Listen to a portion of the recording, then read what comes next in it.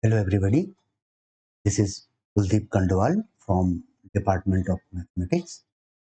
Today I'm discussing about SY BSc Mathematics PM batch semester 4 as paper 1 unit 2 second order linear differential equation. For this one important theorem I am going to explain you, and that is use of known solution to find another linearly independent solution. So the statement is very clear here. They say let y1x is a solution or the known solution we can say of differential equation, which is here y double prime plus pxy prime plus qxy equal to 0. In this case, please note that when we say px here, so this px stands for it is function of x only. So p is not a constant, or maybe but a function of x we will claim here.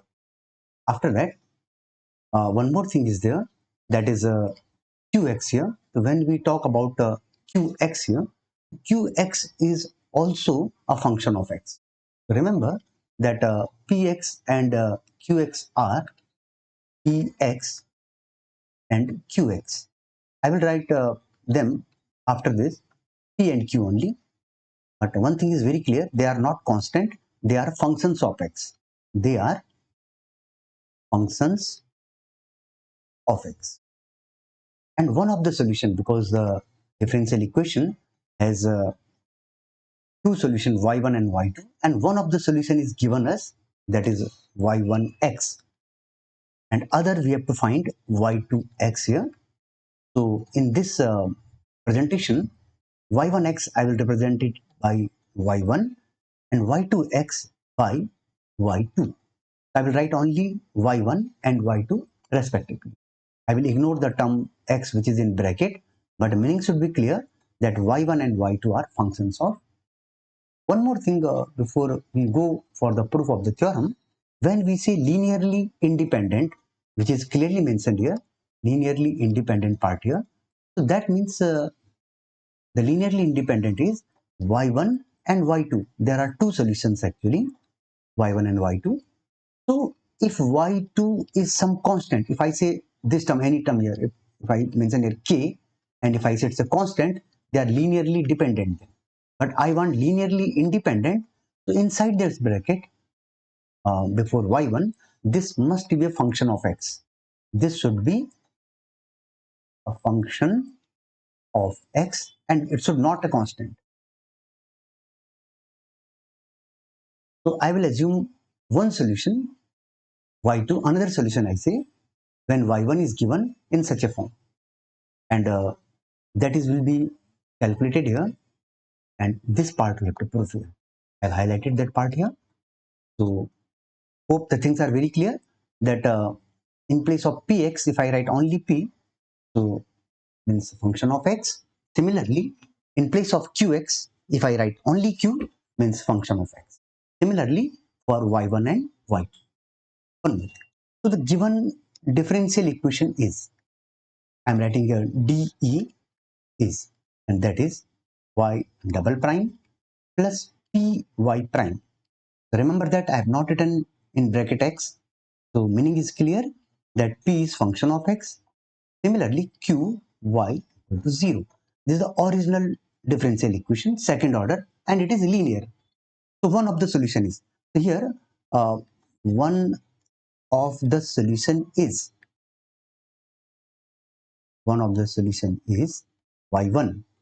Therefore, what we can claim here, y1 double prime plus p y1 prime q y1 equal to 0. So I am calling it equation number 2 because y1 is already a solution of equation 1. So in place of y in equation 1, I have written y1, or we can say we have replaced y by y1. So now our aim is to find the another linearly independent solution, that is y2. As I told, y1 and y2 are linearly independent. So let y2 equal to, and I'm writing here v and y1 be another linearly independent solution of equation 1. Therefore, where one thing is very clear, this v cannot be constant.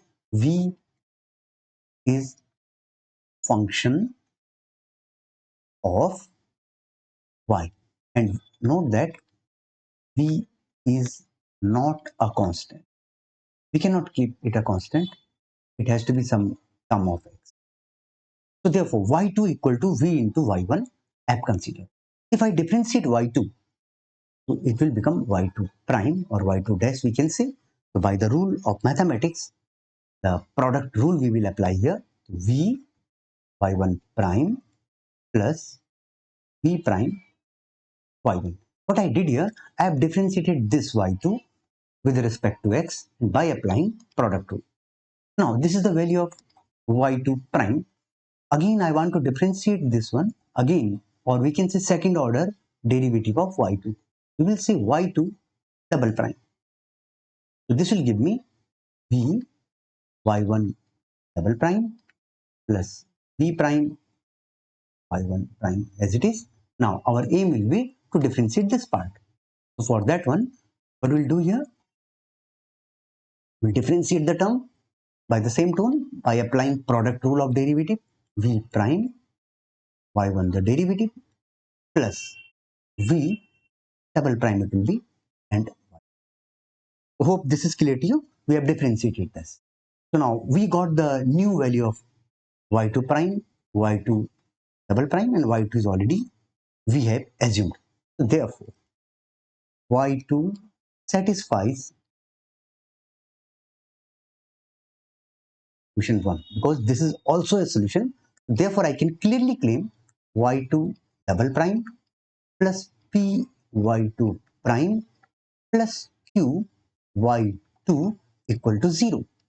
Was equation number 1, which I have assumed here, this one of the solution is y1. We formed equation 2 from that, and another solution which I have assumed y2 will also satisfy the. So now we have already calculated the values of y2 prime, y2 double prime, and y2. So therefore, what we get here, if we substitute the value, we get v y1 double prime plus v prime y1 prime, v prime y1 prime, v double prime y1 plus p times, and the value of y2 prime is here v y1 prime plus v prime y1 plus q times of y2. So that is v times of y1. So remember, p and q are not constant here. They are functions of x. Maybe constant. P and q could be a constant, but v cannot be a constant.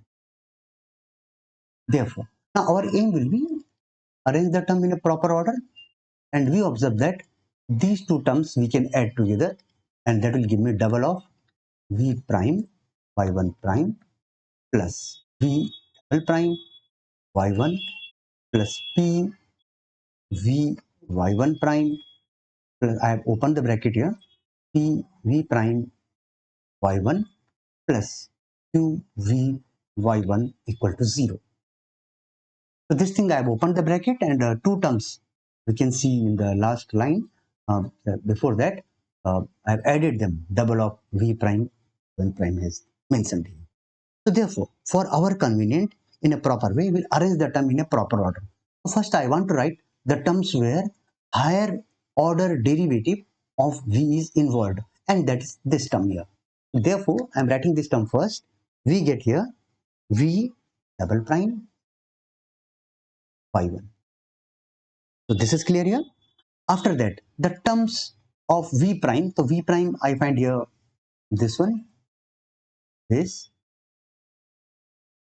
two terms I find here where v prime is involved, or one of the coefficient is v prime. We write here v prime, and then we get 2y1 prime plus py1. Now what is left out here? Definitely the remaining term where v is not differentiated, only the terms of v we can say v into y1 double prime. Then we find here v again plus p y1 prime plus qy1, and that's equal to 0. The last term are involved from this one. I'm making a circle this one. That's the, we can see that v is involved there very clearly. We have mentioned that part. Now, what will happen here? We'll substitute, check the equation number 1. Please concentrate on equation number 1 and 2. The 2 says y1 double prime plus py1 prime plus qy1 equal to 0. And that is repeated. Equation number 2, this thing I'm telling you, this is repeated here in my equation here, this part here. From 1, definitely I will claim this as a 0. So I want to write it v into 0, and that I can mention here from first. Remaining part I am copying as it is.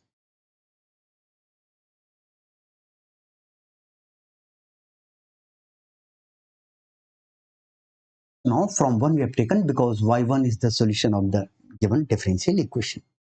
So now clearly we get here v double prime y1 plus v prime to y1 prime plus py1 equal to 0. So once we get this part, so we will try to separate the term. Our aim is to manage this differential equation in such a form that we can integrate. Whenever we have differential equation, and if you want to solve that, so definitely it should be in such a simple form so that we can integrate the term. So this part we got here.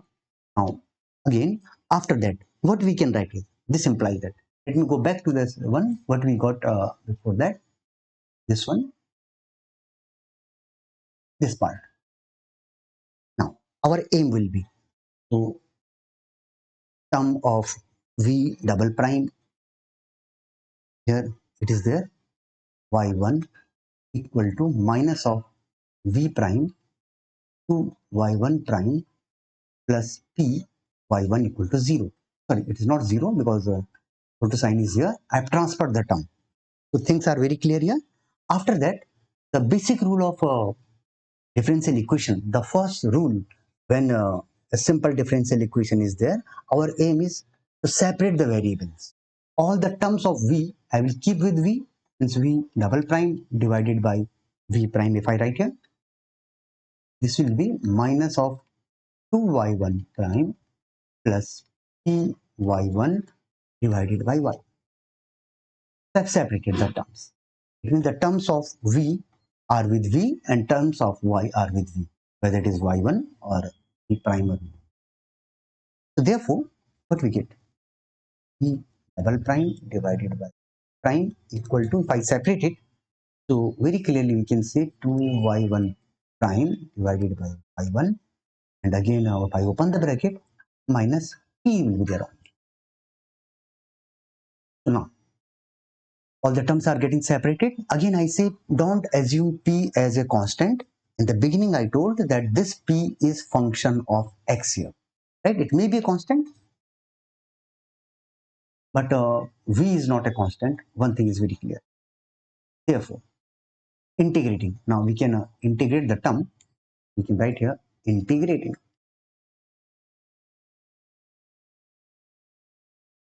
So we know one property in from your 11th and 12th standard. Any function fx here and its derivative is present in numerator, and then we see.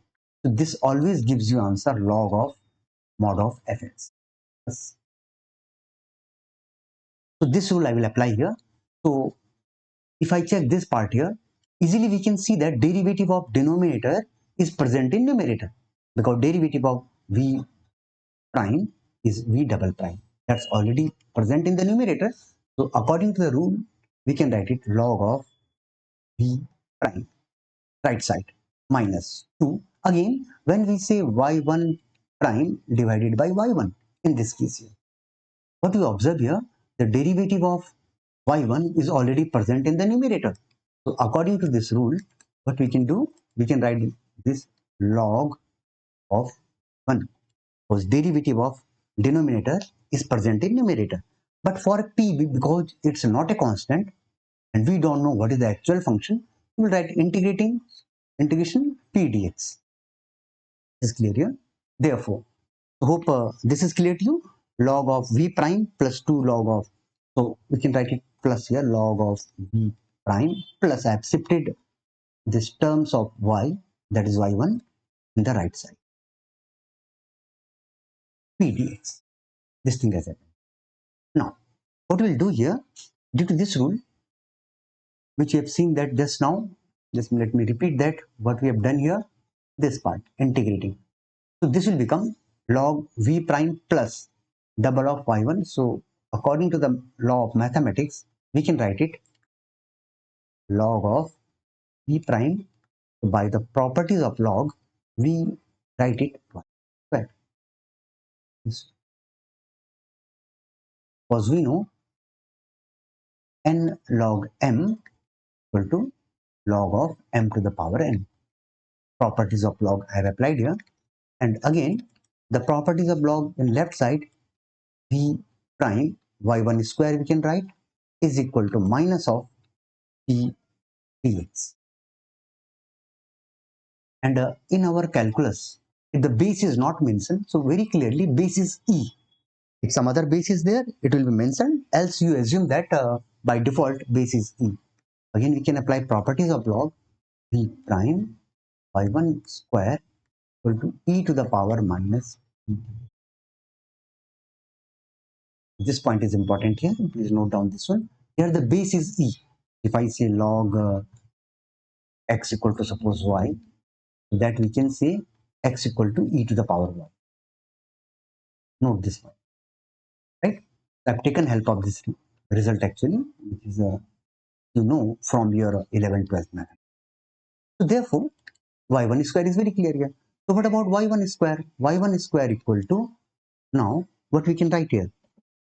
Y1 square, because this is v prime is there still.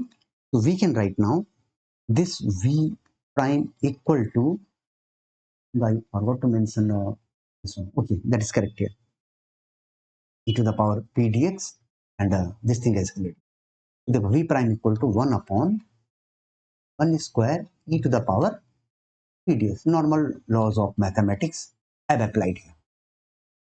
And what is the v prime? V prime means derivative of v. Again integrating. So this will become only v equal to integration 1 upon y1 square e to the power minus p dx. So now we got the value of v. But our actual aim is, our target is to find the solution of another linearly independent solution of the given differential equation. Therefore, in the beginning I have assumed that y2 equal to v times of y1. This is the formula, v times of y1 here. So therefore, what we can write here?